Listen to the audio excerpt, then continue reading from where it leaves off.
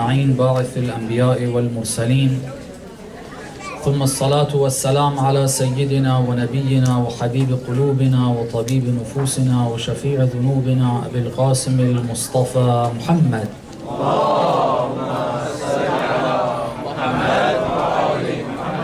وعلى أهل بيته الطيبين الطاهرين المعصومين المكرمين المنتجبين لا سيما بقية الله في الأراضين روحي وأرواح العالمين لتراب مقدمه الفداء ولعنة الله على أعدائهم أجمعين إلى قيام يوم الدين. For the hastening and the return of our Imam, let's recite the salawat.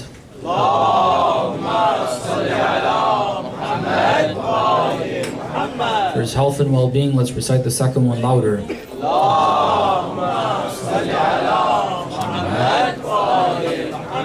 Inshallah, each and every one of us becomes a true and close companion of our beloved Imam. Let's recite the third one even louder.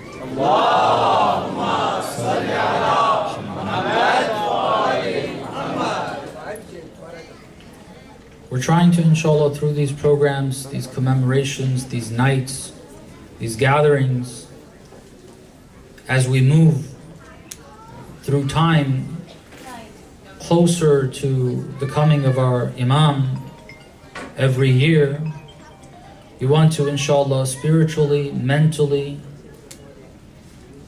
and holistically get closer to our Imam and the coming of our Imam. We don't want that as time gets closer and nearer to that time that we distance ourselves, God forbid, further and further. Out of negligence. It can happen out of negligence. We don't need to be reminded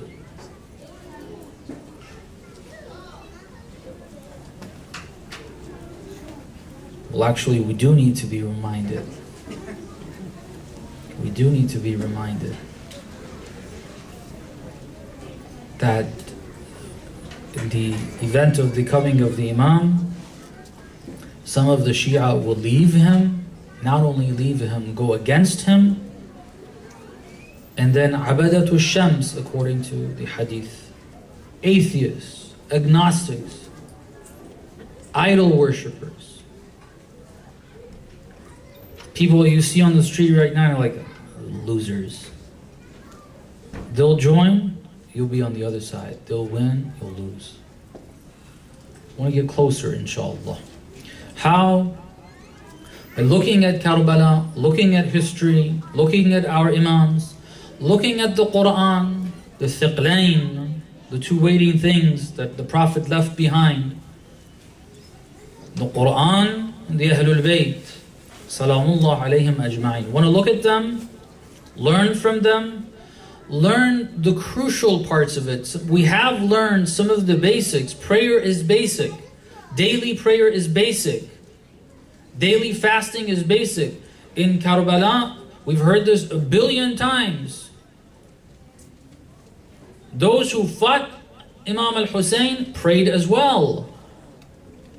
In Siffin, both armies prayed. In Jamal, both armies prayed. In Nahrawan, in fact, the Khawarij had bigger marks of prayer and sujood on them. Knowing how to do that isn't enough.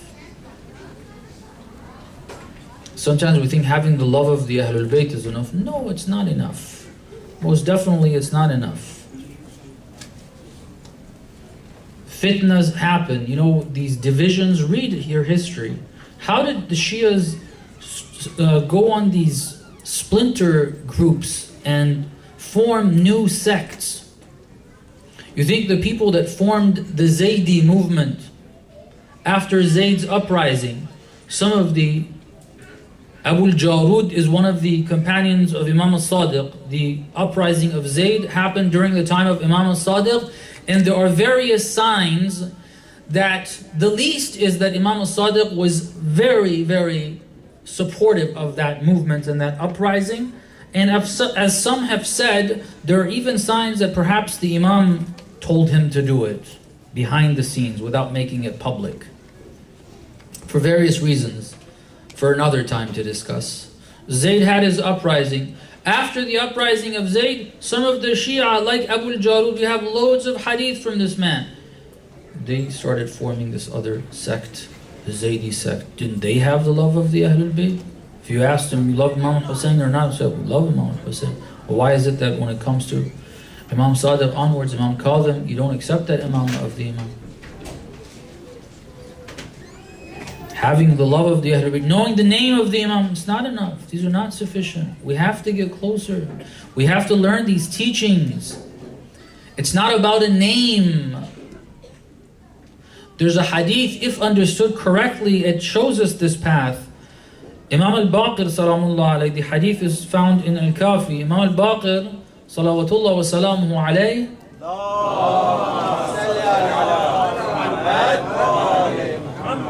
he has a conversation with Jabir ibn Yazid al-Ju'fi, one of the great Kufi companions of Imam al-Baqir. He says, do you think that it's sufficient to have the love of the Ahlul Bayt, to be a Shia?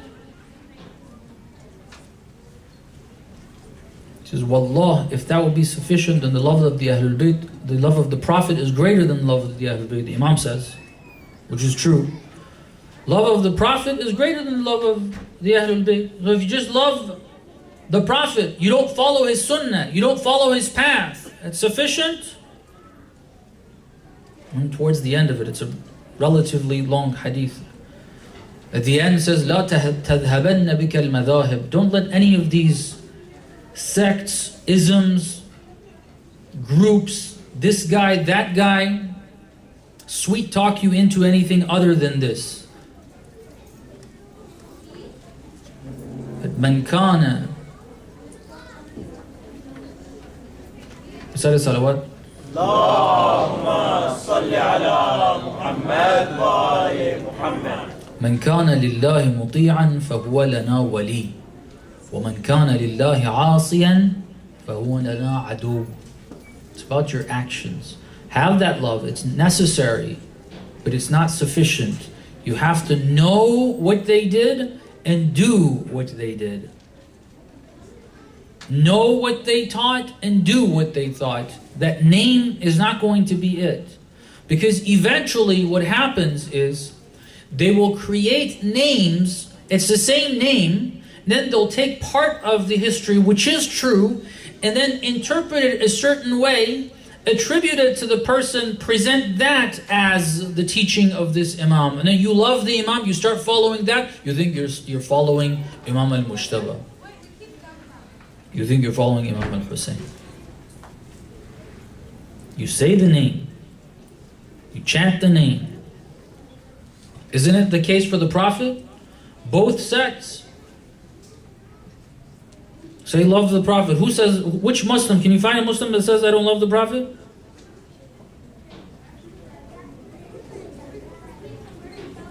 There's not a Muslim that says I don't love the Prophet. Perhaps this is what Imam al-Baqir is telling us. But a prophet that has been interpreted a certain way, where his khulafa become certain individuals. And it makes sense when you tell them, look, no, the khulafa, this is the first khalifa after the Prophet. He announced it numerous and multiple occasions, last of which was in a very open session. Numerous people were there in Ghadir. After Hajjatul Wada, Man kuntu mawla, fahada aliyun mawla. Allahumma wali man wala, wa'adi man adah, wansur man nasarah, wakhdul man khadalah. And the rest of the saying of the Prophet, very clearly, the Prophet has mentioned, there's only one Khalifa after, or the first Khalifa is Amirul Mu'mineen, then the 11 afterwards, which the Prophet has mentioned. But no, you interpret the Prophet to be a man, a person that has khulafa, that behave in these certain ways, and they are khulafa. And their statements are there in history. Don't think that if some were able to do that with regards to the Prophet, it can't happen with regards to the Imams. And you come and oh, it's majlis of Imam al-Hussein. Imam al-Hussein, talk about Imam al-Hussein. We love him, we love him, we love him. We go to Karbala. No, you go to Karbala, you'll see other sects there as well. They have some pretty good gatherings as well. I don't know, I'm sure some of you at least have been there. The Haram of Amir al-Mu'mineen, they come. I think they're the Buhras. That's another sect, right? They're Shia. They love Ali ibn Abi Talib. Maybe they sound like they love him more even. They spent, have you seen Masjid Kufa? Who spent all that money to build it and construct it? Nice designs, beautiful, all those, the stones, all that construction. Do you accept Imam al-Kadhim? No. How can you love Amir al-Mu'mineen and not accept Imam al-Kadhim as the Imam? That's how Amir al-Mu'mineen has been interpreted. If you're not careful, Imam Hussein can be interpreted in a way for you that you'll be with the Yazid of the time thinking that you are celebrating Imam al-Hussein. It's important to understand who Imam al-Hussein is. Okay? We have to understand them, who they are, what their teachings are, what the Quran. There's no way to understand the teachings of the Ahlul Bayt without the Quran. Anyone who tries to understand the Ahlul Bayt without the Quran goes astray. Not based on my sayings, based on what the Prophet says. He said, إِنِّي تَارِكٌ فِيكُمُ الثِّقْلَيْنِ كِتَابَ اللَّهِ وَعِتْرَتِي. And he says, لَنْ يَفْتَرِقَا حَتَّى يَرِدَ عَلَيَّ الْحَوْضِ. They will not separate until they come together to me in the pool of Kawthar. You take one of them, you're going against that teaching of the Prophet. It's both of them. Because you'll find sayings of the Ahlul Bayt. You'll find something that's been narrated in some book about the Ahlul Bayt doing something, saying something. And then that is interpreted a certain way without looking at the Quran. Like, oh, the Imam said this, it's a quote, it's in this book. No, you should have looked at the Quran. You should have studied the Quran. The word of God that doesn't change. The word of God which is the muhkam. And then looked at that. And if it's actually accurate from reliable books, the way it was interpreted was out of line with the Quran. But you weren't able to know that. Why? Because you didn't know the Quran. You didn't study the Quran. And the Quran is not 30 volumes. If you want to study all the ahadith, you got to study 30 volumes at least. Wasail al-Shia is 30 volumes. How large is the Quran? It's only this one book. Just read it. Read the Quran. That's why we're saying, we're going to emphasize this. It's important. We have got to read the Quran. And together, that Quran with the Ahlul Bayt will get us to where the Prophet of Allah wanted us, where Allah wanted us, where Imam al-Hussein wanted us. Recite salawat, please.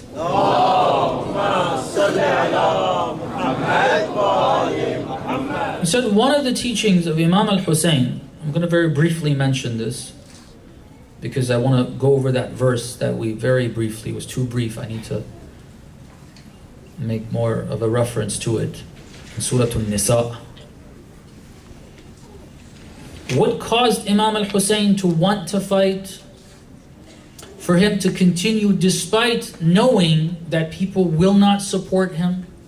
Why was it valid and legitimate for him not to pledge allegiance? It's all nice to say, oh, he didn't budge and he was so strong and all of that. But where's the wisdom? If you don't understand the wisdom, you can always say it, but whenever it comes for you to do that, you always say, no, it's not wise to do that.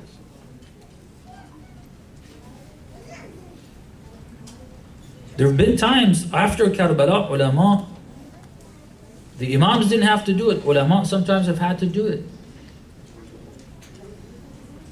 They had to stand their ground. Like, no, the religion will be, believers will deviate, will change the course of Islam if I don't stand. They stood and they paid the price. People didn't support, they still went on. They paid the price. If it was us, be like, well, we're not going to get to that outcome. What made it one of the elements that was very important is being 110% certain that this effort to bring change to the direction that the nation of the Prophet has taken, change that, bring it back on track, this effort will definitely succeed. Even if I am killed, even if I'm not there. Why? Because God has promised it will succeed. It will have an impact. And we mentioned this is in the Quran, 2 sets of verses, meaning there's 2 general ideas that are mentioned in the Quran repeatedly in different ways, different chapters, different wordings. One of them has to do with the rewards of the believers in the hereafter, and we said that's related to this. Then there's another set of ahadith that verses that talk about the effect and the reward of the action right here in this dunya, and that it is effective. Don't think that that effort went in vain, or it would ever go in vain. And these are important for us to keep in mind, to keep going and not give up. The verse that we quoted is in Surah An-Nisa. It compares in the difficult circumstances that the Prophet was dealing with the kuffar. Obviously there's a war going on, not necessarily a military war. A lot of times we unfortunately mistake this. If there's a military war, we think that there is war. And if there isn't, then everything, it's peace and everybody's okay. No.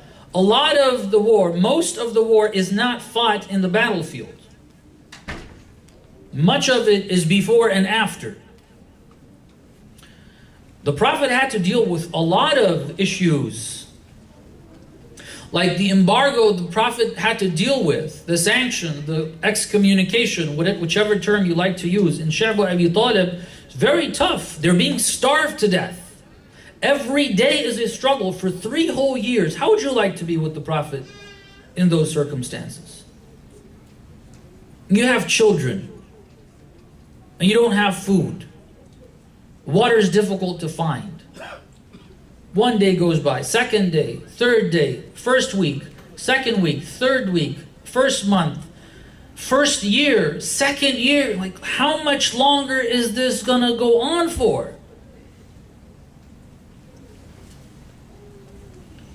Allah subhanahu wa ta'ala mentions in Surah An-Nisa, these verses, it compares, I quoted one part of the second set of verses.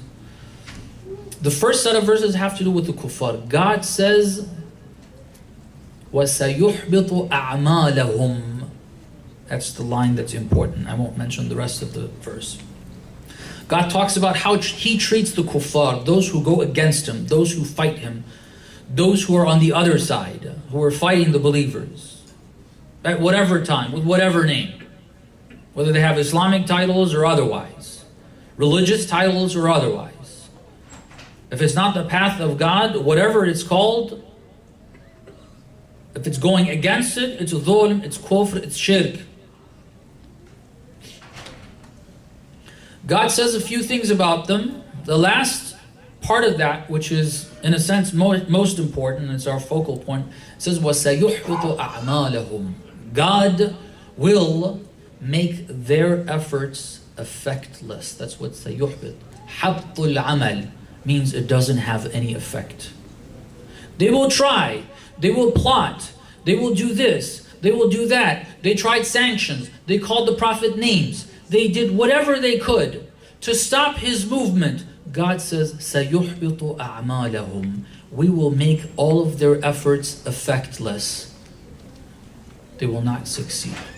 The reverse of that for the believers. He says, I will reward you, I will do this, I will do that. And then at the end it says, وَلَنْ يَتِرَكُمْ أَعْمَالَكُمْ. We will not allow your actions to be fruitless without result. If you do what you do for Him, for His cause, for what He said to do, it will most definitely have the desired effect. If not then, in the future. And that's the part that we want to talk about now.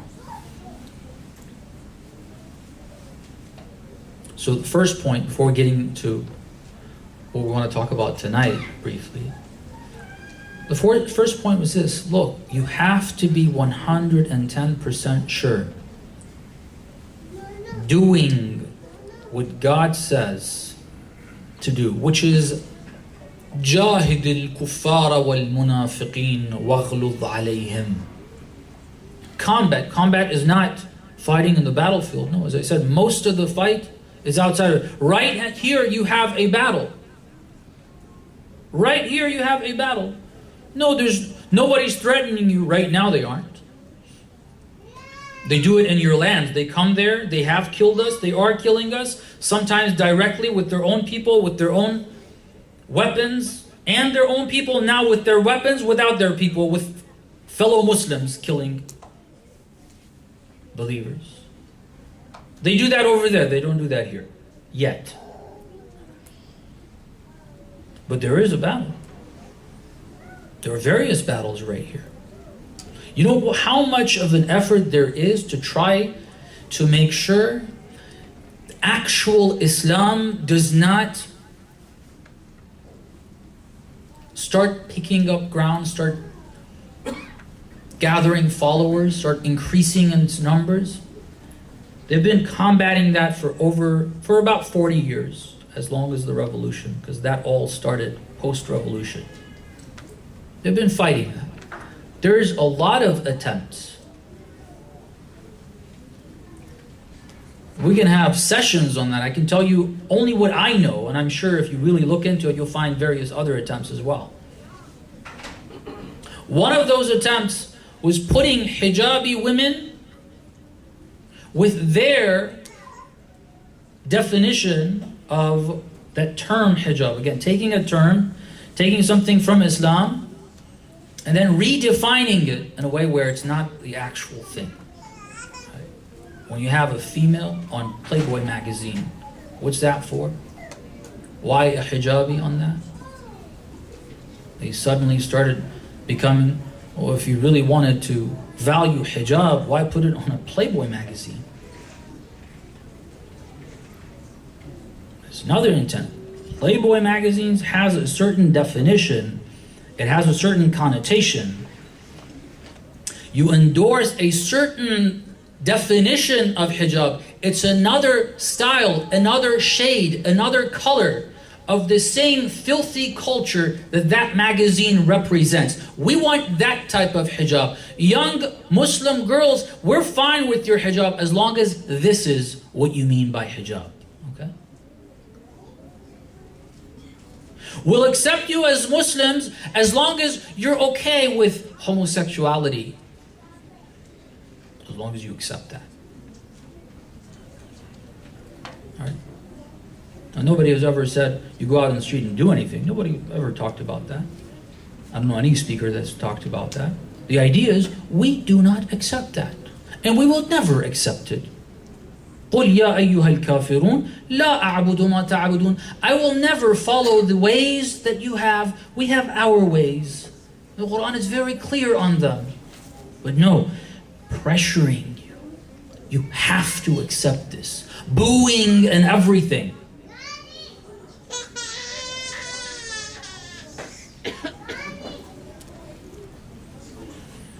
You have to know and be 110% certain that no matter what they do, they will lose.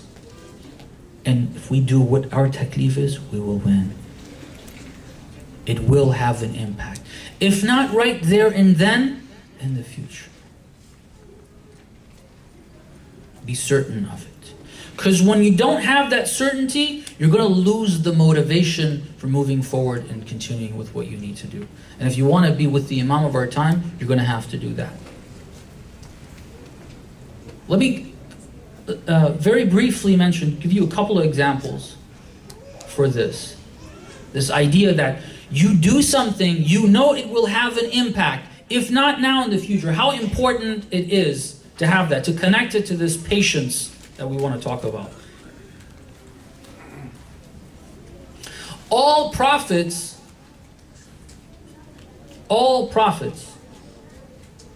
have worked towards establishing God's law on earth, every single one of them.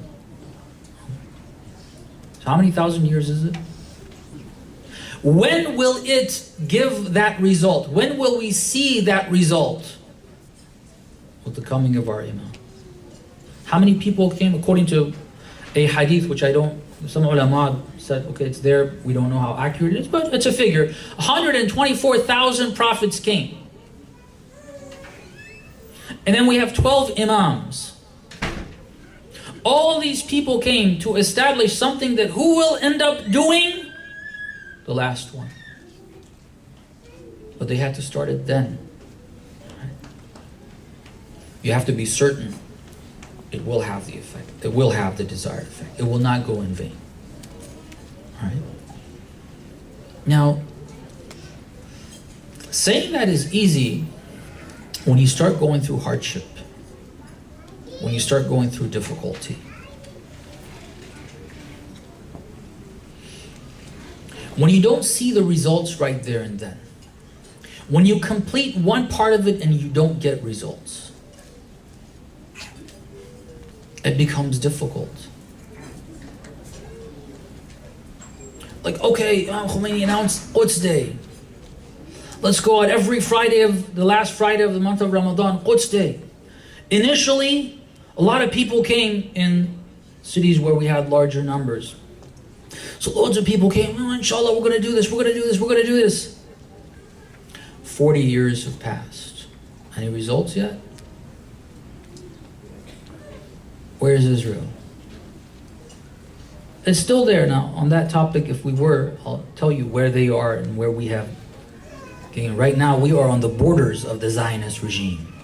They are now building walls on the borders to protect themselves. There was a day that they were expanding. Now they are creating walls on their own borders, thinking that that's going to protect them. No, I'm sorry. Read Surah Hashr. They made the same mistake in Medina. They thought that their fortresses are going to save them. If I get the wording right in Arabic, فَأَتَاهُمُ اللَّهُ مِنْ حَيْثُ لَمْ يَحْتَسِبُوا. God came to them from a direction where they did not expect. He created fear in their hearts. They started destroying their own fortresses before the believers got to it. No, that's not how it works. But every year you want to go out for Quds Day, you have trouble getting people. Then you're like, okay, it's only 10 of us. Should we do it? Yeah, you should do it. Because when it happens, your name is in God's book. He was part of it. She was part of it. It's their effort, collective effort. I don't want to talk about the Zionist regime too much, but don't take it as that little small government. Yes, it is a tiny and tinier. God says, مَثَلُ الَّذِينَ اتَّخَذُوا مِن دُونِ اللَّهِ أَوْلِيَاءَ كَمَثَلِ الْعَنْكَبُوتِ اتَّخَذَتْ بَيْتًا وَإِنَّ أَوْهَنَ الْبُيُوتِ لَبَيْتُ الْعَنْكَبُوتِ. Anything is small. Anything that is against God is tiny. Tinier than the spider web. Flimsier than the spider web. But looking at it from a material perspective, the Zionist regime is not just that tiny government. Otherwise, it would have been done for a long time ago. That little tiny government is connected to all powers and is controlling and being controlled. It's a weird relationship. The Zionist entity, the Zionist global network, that Allah will destroy soon, inshallah. So it's not a small thing that it needs all these believers to come. No, you will see, that's going to mean a lot. If you haven't already analyzed it. Recite salawat, please.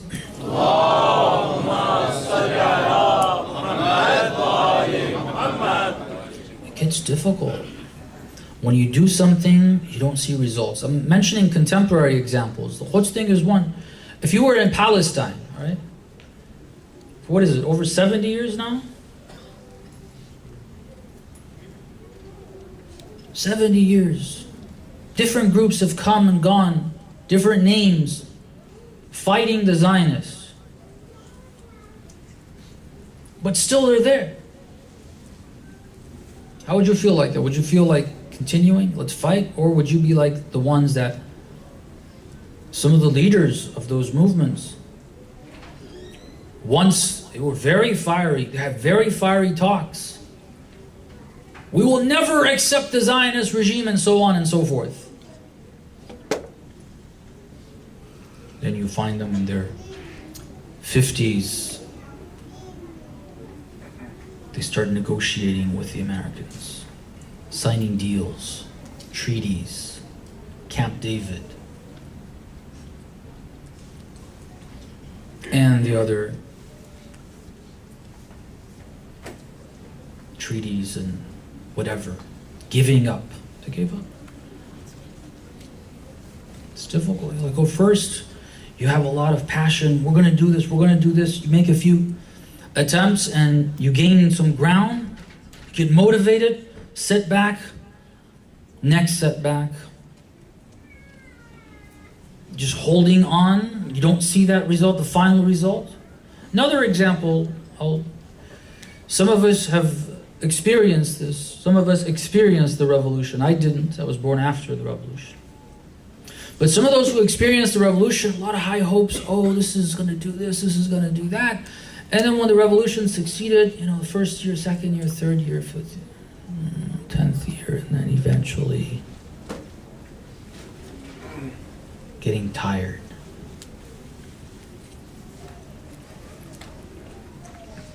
What happened? Are the values gone? Should we not fight for justice? There were people that were tortured for many years before the revolution. Post-revolution, fighting, fiery talks against the colonialists, the mustakbirin, all that language. And eventually they came to points where, no, we've got to give in. We can't do this. We can't maintain this. There were only some. من المؤمنين رجال صدقوا ما عاهدوا الله عليه فمنهم من قضى نحبه ومنهم من ينتظر وما بدلوا تبديلا. Some of the believers, they held on to their pledge. They continued true to it. It's difficult. You get through one, you set up a government like, oh, justice, this, that, the other, then somebody in there within the government starts filling their own pockets. Like, oh, like justice, then the second person. And the third person, like, okay, so maybe I should start doing that too.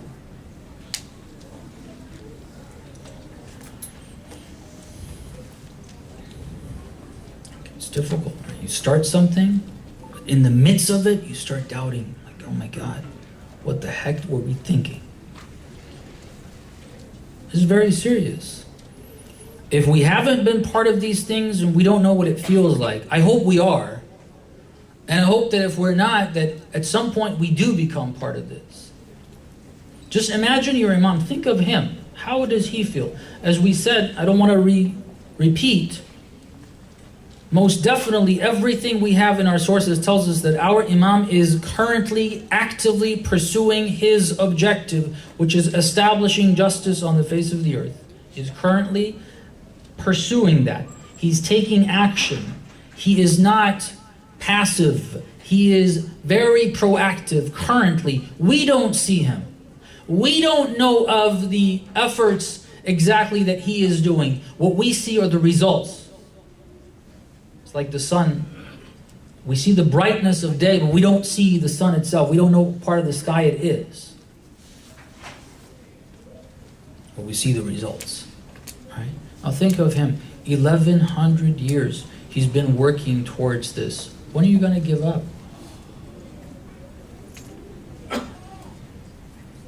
$1,100 years. Every day waking up. That hadith, من أصبح لم يهتم بأمور المسلمين فليس بمسلم. The Imam wakes up every day thinking of the affairs of the Muslimin, and he is proactive about it, leading towards that goal that we talked about every single day. They didn't tell us انتظروا الفرج صباحا ومساء and themselves sleeping. No, they are, the Imam is أين المضطر. You read in Dua al-Nudba, read your Dua al-Nudba, read the translation. Sometimes you just read it, like beautiful voice.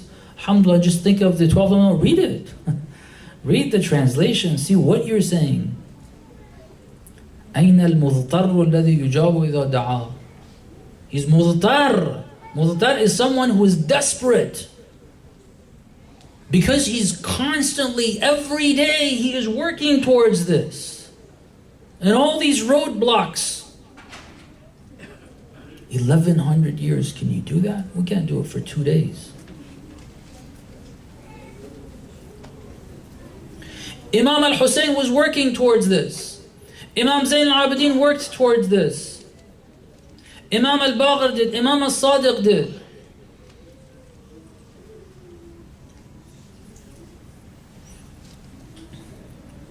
Many people fell short. They lost their patience. They were not able to continue.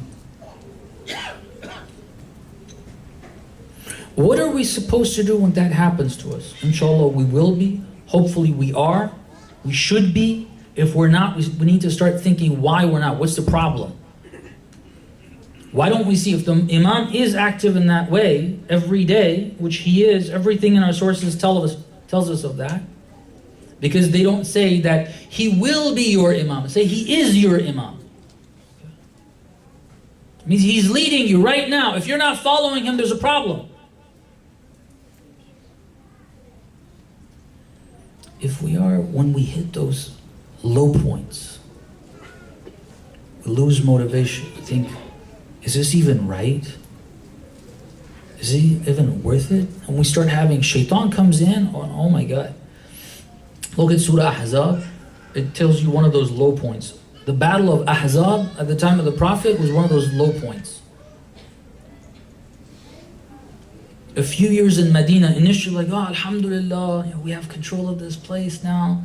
We moved in and we don't have the mushrikeen around us. They're not fighting us, this, that, the other. Then Badr occurred. And then, okay, well, Badr is over, we won. And they came Uhud, they lost the battle in Uhud.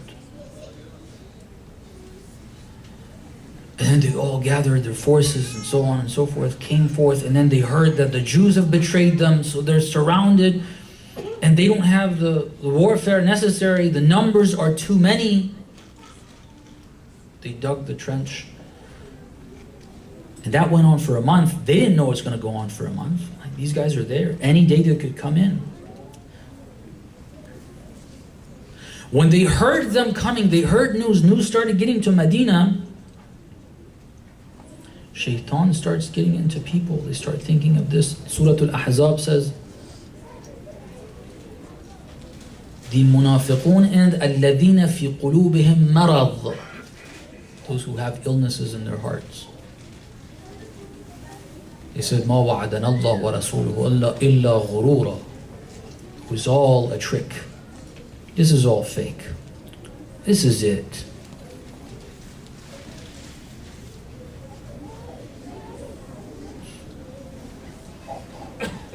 Recite salawat, please. Allahumma salli ala Muhammad wa ali Muhammad. Especially when your Imam is not around. If your Imam is around, then he'll tell you a few words perhaps. But during the time of the occultation, this is the time we're supposed to build ourselves. Everything is there. The Quran is already there. The words of the Ahlul Bayt are already there. The experience of the Ahlul Bayt is already there. The history is already there. You're supposed to look at it. And I'm going to use the Quran to prove this. We need to look at that to learn for these low points and understand what we need to do. But if the Imam was present, you could see him, perhaps hear him. Of course, if we listen without seeing him, we will hear him.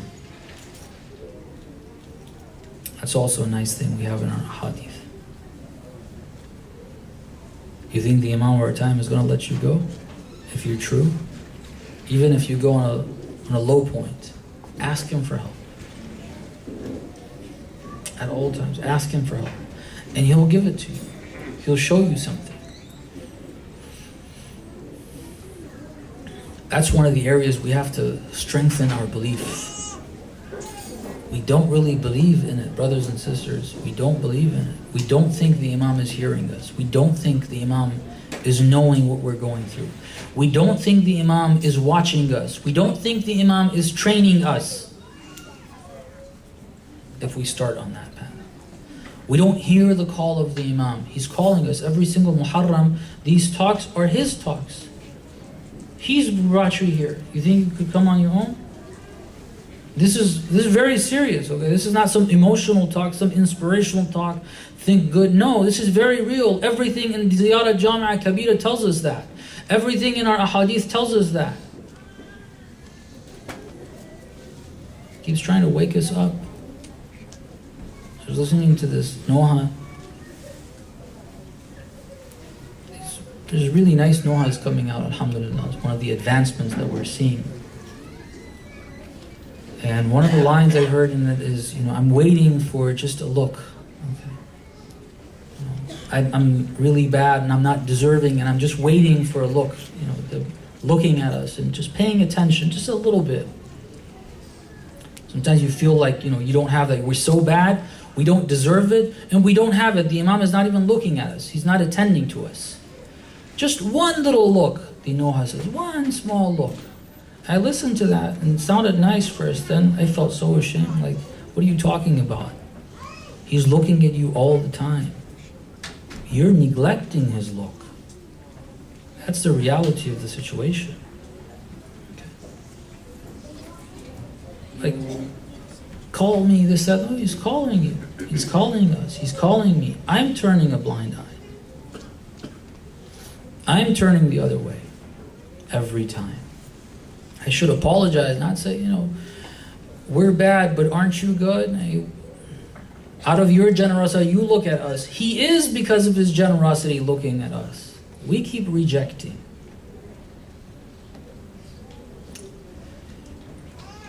We're supposed to look back. God tells us this in the Quran. Recite a salawat, please. Allahumma salli ala Muhammad wa ali Muhammad.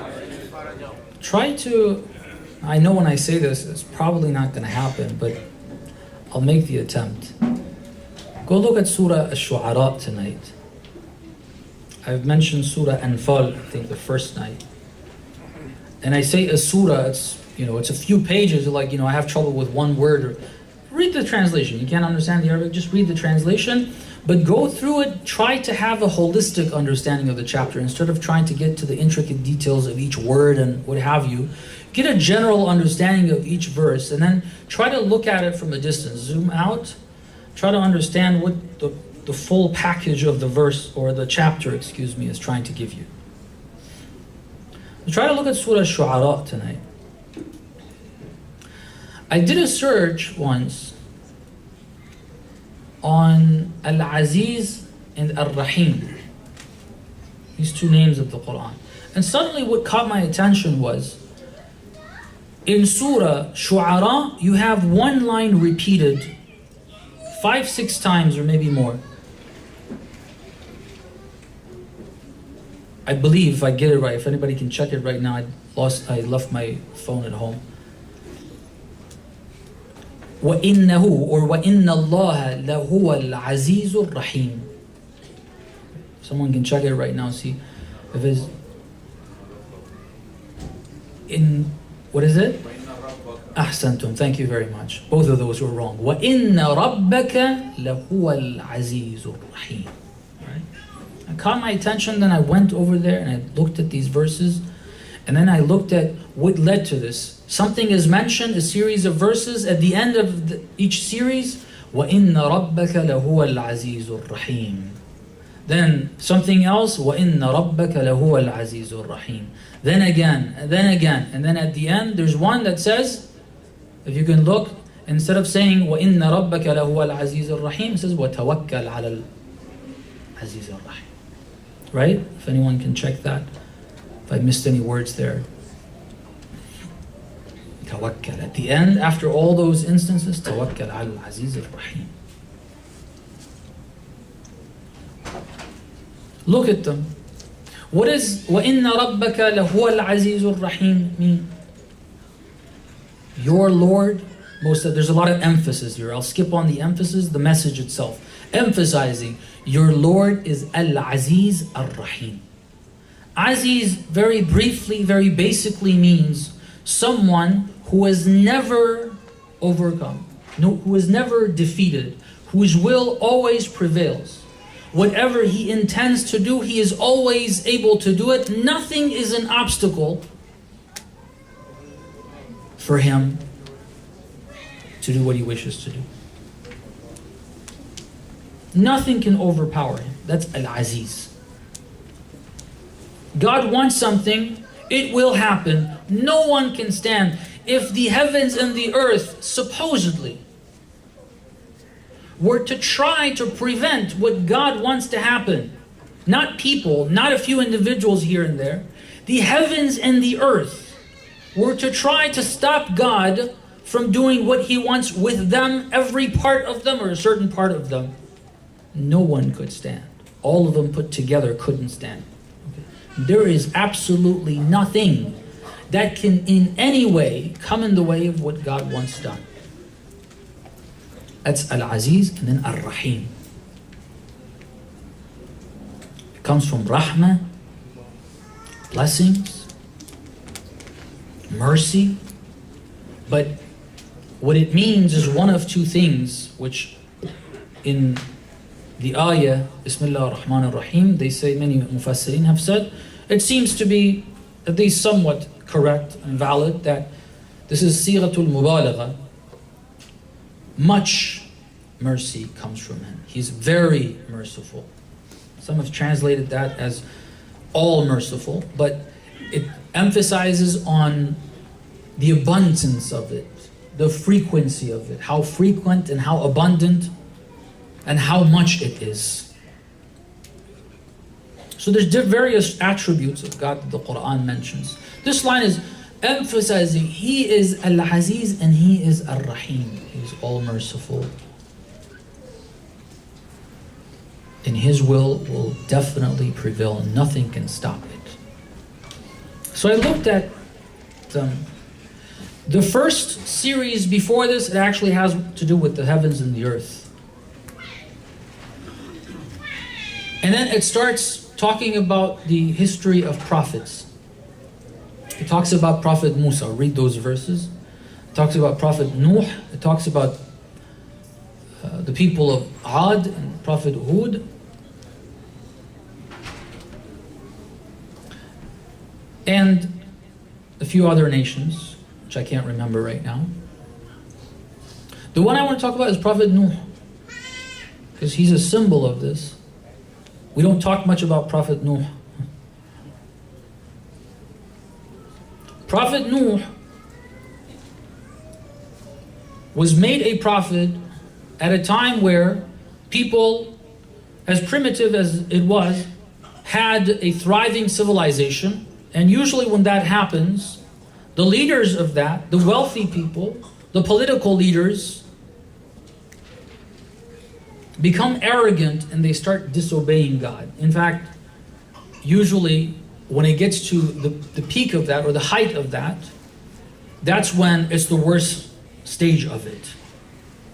Before that, it has already started, and then eventually as they gain material goods, they gain technologies of whatever they had at the time, they learn their ways and so on and so forth, they start moving away from divine teachings. And then it gets to a point where it's the worst stage of it. The Prophet Nuh comes and is raised amongst these people. You have a lot of wealthy, influential people, each of them in their own ways. And then he starts saying that, your ways are wrong. Those that you have accepted as divinity, those gods are all false. They're not true. There's nothing true about them. These are names you have created. They're useless. They're worthless. They cannot do anything. There's only one God, and I am a messenger of God, and you need to listen to me. أطيعون, one of the lines that you have there. فاتقوا الله وأطيعون. أطيعوني, in other words. Follow me. Listen to me. Obey me. Just think of this. A prophet of God comes to the United States of America and announces to the people, your ways are wrong. Ittaqullah wa ati'un. Fear God and obey me. What are people going to say? What's media going to say? What's CNN and Fox and ABC and outside of the country, the Europeans, BBC and Fox and, Sky and, I don't know, all these different news agencies, all the media outlets, newspapers, people around him right there, whenever he makes that call, wherever that is, just the local people around him, what do you think the response is going to be? Part of the response you know. And that is that, well, all these people are going to be against him. And what are they going to do? They're going to start mocking him. They're going to say he's a lunatic. They're going to say, you know, where'd you get that from? What have you been smoking today? And then if he continues, then it will increase. But what's going to get on their nerves?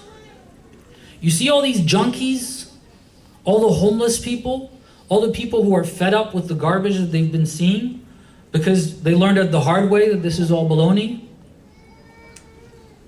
All those people, which are not small in number, but you don't see them because they're all scattered, they're all under bridges. Okay. You don't like to see them. All the drug addicts that are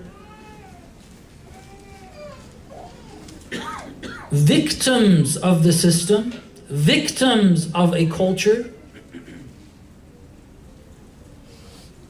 Not that what they're doing is right, but they're victims. All these people, or a good bunch of them, they get attracted to that call. And they start gathering. Those numbers start increasing. So you have all the wealthy people, all the people that are always at Starbucks and, you know, having coffee there in the morning and in the afternoon, and this restaurant and that restaurant, and driving in their beautiful cars and having a few homes here and there. All these people pass by them, booing, showing fingers, saying things, laughing. But then they see they're actually starting something. And it starts making them feel threatened. So then they start cracking down. They start doing things. Besides the first time, if initially they probably thought, you know, whatever. But then when they start seeing, no, there's people that are gathering, they start feeling threatened and start doing things. That's what they did to Prophet Nuh. It's mentioned there. One of the things they said to him is that, look, get those people that are around you, get them away from you, maybe we'll come to you. We don't like to see these junkies around you. He says, I'm not going to put away believers. Whatever they did before they accepted this, that's between them and God. Now they've accepted this. They're mu'min. I'm never going to put a mu'min aside. Someone who's believed, someone who's believing. But how long do you think this took? He preached and preached. You know the story, but I'm just going to mention a few details that maybe you've heard less of. The prophet is supposed to guide a people. He's gone there to guide a people. So he preaches and preaches and preaches. These people accept, the others keep mocking them, keep making fun of them. So what's going to happen? God says, look, you will win over them. They threaten, they do this, they do that. The prophet says, keep going. God says to the prophet, keep going. Keep going. He says, if they keep going, right? So what's going to happen? They keep going, we keep going. There's got to be a point where one wins over the other. God says, you will win. This is the message of this chapter. These different instances are shown to us. The prophet is reassured. The believers are reassured. We need that reassurance at those low points. You know what happened with Prophet Nuh? God told him, I will destroy them. You continue, because of your activities, because of your strength, because of your patience, because of your perseverance, I'll get rid of them. I will do that. I said, okay. Whenever he says though. When is that? When will we triumph? When will we see our victory? God said, keep going. Then eventually God said, okay, that's enough, I'll destroy him. What should I do? How are we going to destroy him? God said, plant a tree. Just think about this detail. It's in our hadith. This detail is not in the Quran. Plant a tree. A tree grows. How long does it take for a tree to grow? Strong enough to be used. You cut it, you use it as wood to make an ark. First tree is down. They think, okay, now it's going to happen. God says, no, plant the second one. The second one is cut down. How many years each one? And this process keeps going. It's not like, it's over and each of these groups is living separately and they're not going through hostilities. And no, it's an ongoing process. And they keep making fun of them, like, what the heck are you guys doing? You see the wood and like, oh, we're building an arch. Ha ha ha, all the laughter and mocking them. Just imagine yourself. Have you been on the Quds marches? When you have small numbers and then somebody passes by and says something, and most people they ignore you. But if a whole bunch of people just came and kept pestering you, how many of you would feel strong to stay? For how long? How many hours? You're like, okay, we'll just have to wait for another 30 minutes. We're out. This is years. First tree, second tree. How many trees do you need for that ark? And God keeps saying, look, don't worry. The promise is there. You're going to be victors. You will win. When? When? Keep going. It didn't happen. The next tree, it didn't happen. The next tree, it didn't happen. And after all that patience, they waited for all those years, 950 years. Then it happened. Okay. But did it happen or not? Yes. Was it necessary or not? Yes. Every stage of that was necessary. Every stage of that was necessary to bring the people, the ones who were to believe with the Prophet, and those who were ill in their hearts, to get that illness out. One of the results of this wait was the son of Nuh joining the other team. I was recently looking at it. The son of Nuh was with the Prophet. That's why Prophet Nuh asked God. He wasn't someone who would ask God, why didn't you save my son because it's my son? No, al-ayadu billah. The reason why he asked, he was confused. He said, God, you said that my ahl will survive. My son was with me with the believers. Why did he go on the other side? What happened? God says, no, he wasn't of the believers. He was a munafiq. Right?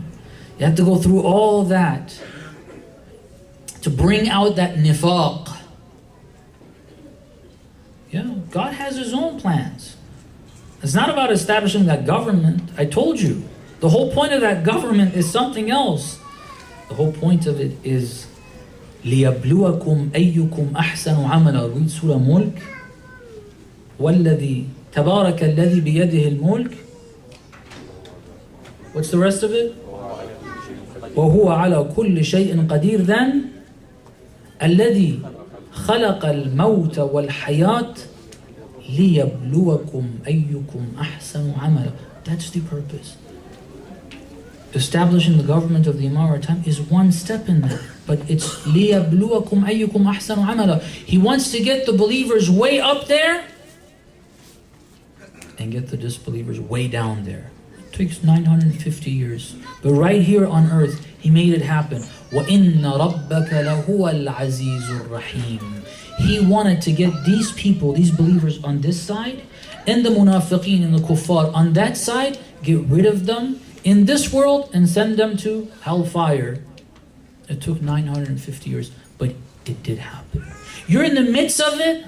Don't think, oh my God, is this real? Is it not real? Is He really going to help us? Is He not going to really help us? He will definitely. وَإِنَّ رَبَّكَ لَهُوَ الْعَزِيزُ الرَّحِيمُ.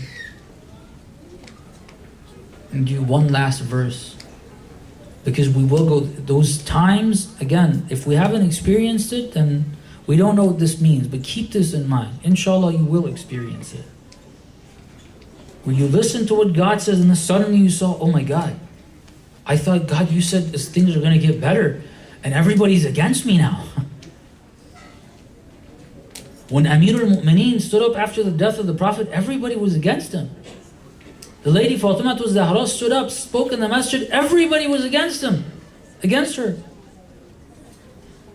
The companions of the Prophet were against her. All those in Ghadir were against her. I thought you said, you're going to help me, this, that. Yes, you will be helped. But when I want it, go through this is how it works. Go through those difficult times. Last verse, Surah Baqarah. Allah subhanahu wa ta'ala says, recite a salawat, please. Allahumma salli ala Muhammad wa ali Muhammad. Am hasibtum an tadkhulul jannah walamma ya'tikum mathalul ladhina khalaw min qablikum massathumul ba'sa'u wad-dharra'u wa zulzilu حتى يقول الرسول والذين آمنوا معه متى نصر الله. And at the end it says ألا إن نصر الله قريب. You think that you're going to go to paradise and what happened to the previous nations won't happen to you?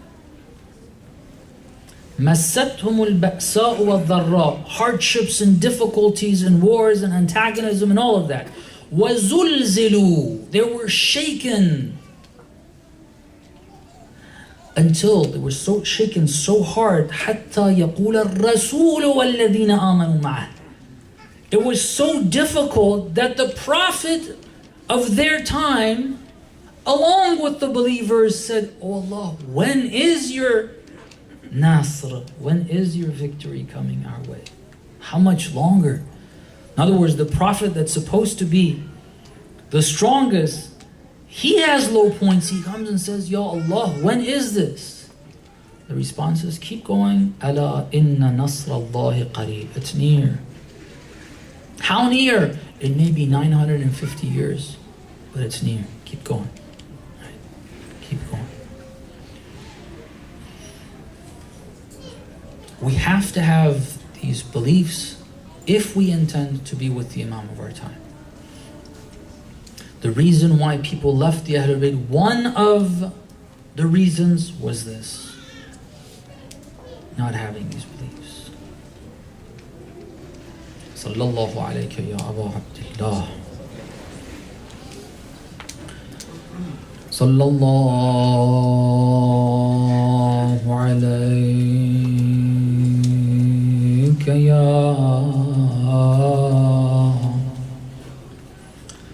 Aba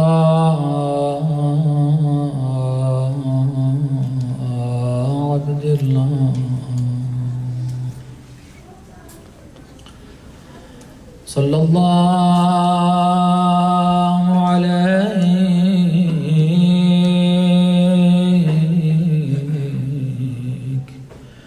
ya mazlum.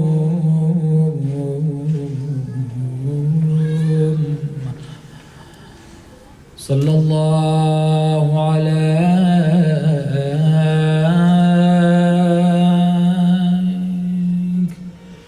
أيها الشهيد بكربلاء عطشانا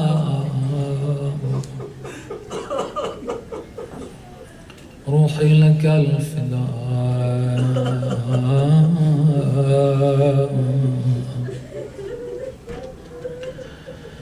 May Allah's peace and blessings be upon you, my beloved Imam al-Hussein,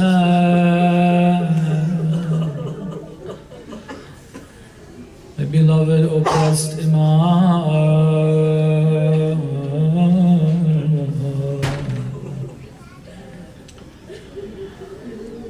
the Imam that was slaughtered by the shores of the Euphrates,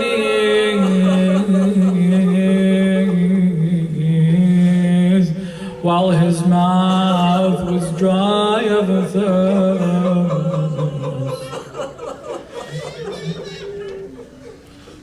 May my soul be sacrificed for you, Ya Aba Abdullah.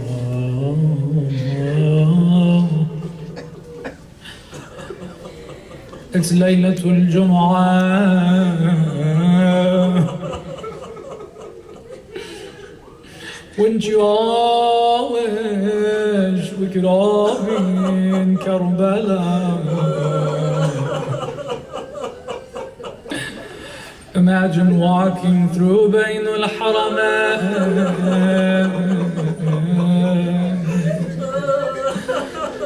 to the gates of the Haram of Imam al-Hussein. Assalamu alayk,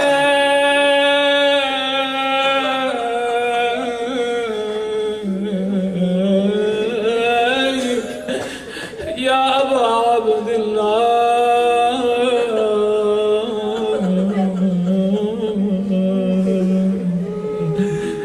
Ya Aba Abdullah, I plead to you, I beg you on this night. We all like to come and visit your shrine this Arba'een. I don't see how it can work out, but if you want it, will work out.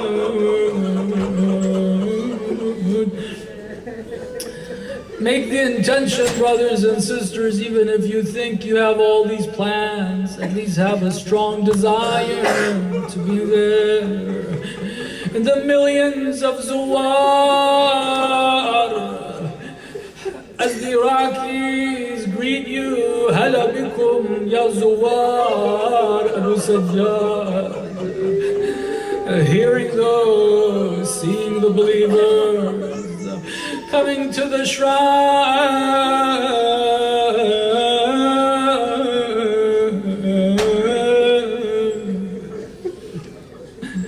Ya Aba Abdullah, we wish we were with you in Karbala, like Habib came to you. Habib is such an inspiration. If you think you're too old, look at Habib. I'm getting old. Can I really help the Imam of my time?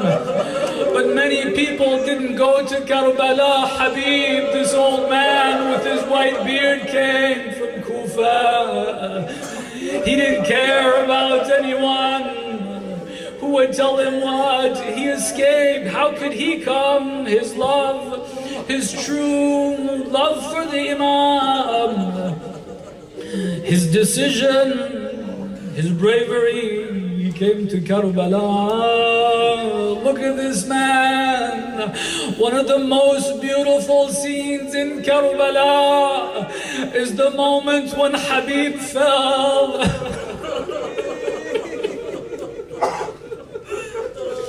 Habib ibn Zuhair, or excuse me, Muslim ibn Awsaja and Habib were very close friends. When Habib fell, Muslim couldn't help but to go and visit his friend on his last moments. But Imam al-Hussein joined him. The two went to the body of Habib. It's his last moments. Muslim says to Habib, oh my dear friend, if I knew that I would live through this, I would have asked you, do you have the wasiyyah? Do you have the will? Is there anything you want me to relate to your family? But I know I won't live through this day either. Habib couldn't even speak. Only he uttered a few words. He gathered all his power and might, and he uttered these words. He pointed to Imam al-Hussein. He said, عليك بهذا الرجل.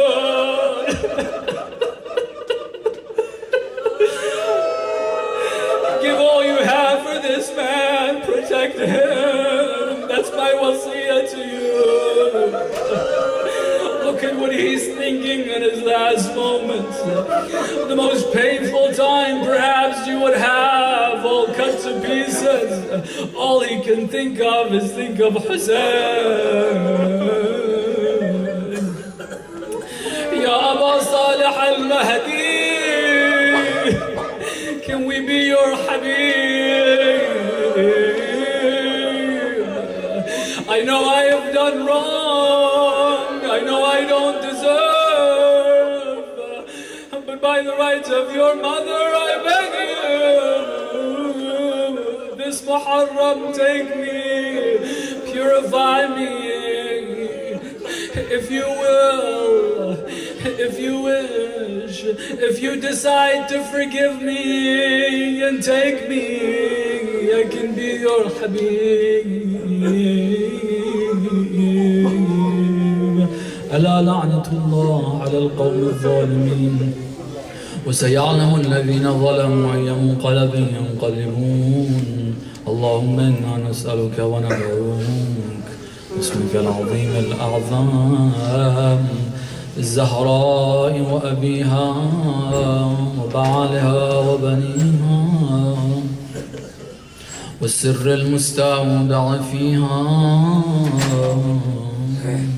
بك يا الله يا الله يا الله يا الله يا الله يا الله يا الله يا الله يا الله يا الله يا رحمن يا رحيم يا مقلب القلوب ثبت قلوبنا على دينك وعلى محبة أوليائك. O Allah, hasten the return of our Imam. O Allah, help us become his true and close companions. O Allah, protect all those who are helping his cause, the cause of Islam, your cause, especially the believers who are putting their lives on the line in Iraq, in Syria, in Lebanon, in Yemen, in Bahrain, and wherever else they're doing so, Ya Allah.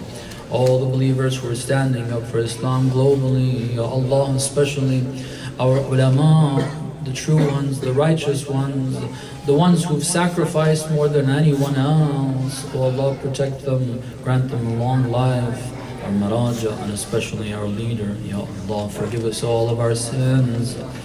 Forgive our parents, our grandparents, all believers, those who are alive, those who left this world. Ya Allah, we ask you to grant all of us and all believers worldwide our hajat, our needs, our requests, to cure all the ill from amongst us here in this community and the community of believers worldwide. And we ask you by the right of the Imam of our time that you relieve all the people of the world of the oppression they're facing. النبي وآله رحمه الله من قرأ الفاتحة مع الصلوات.